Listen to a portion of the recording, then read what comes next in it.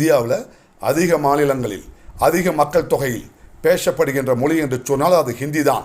ஆகவே எண்ணிக்கையில் அதிகமாக இருப்பவர்கள் பேசுகின்ற மொழியை தேசிய மொழியாக அறிவிப்பது தானே சரியாக இருக்கும் என்று பேச பேரறிஞர் அண்ணா அவர்கள் புன்னகை பூக்க எழுந்தார். ஒரே கேள்விதான் கேட்டார். எண்ணிக்கையிலே அதிகமாக தான் இருக்கிறது என்று சொன்னால் இந்தியாவில் காக்கைகள் தான் எண்ணிக்கையில் அதிகமாக இருக்கிறது. அதற்காக நாம் காக்கையை தேசிய பறவையாக அறிவித்தோமா என்றால் இல்லை.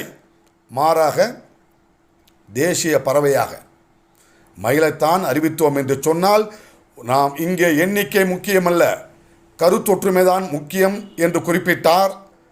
அண்ணாவினுடைய அந்த அறிவார்ந்த பதிலை கேட்டு எல்லாருமே ஆஃப் ஆயிட்டாங்க. இப்படி ஹிந்தி மொழியை திணிக்க முயற்சித்த பொழுதெல்லாம் தனது அறிவார்ந்த கருத்துக்களால் தடுத்து நிறுத்திய ஒப்பற்ற ஒரு தலைவர் தான் பேரறிஞர் பெருந்தகை அண்ணா அவர்கள் என்பது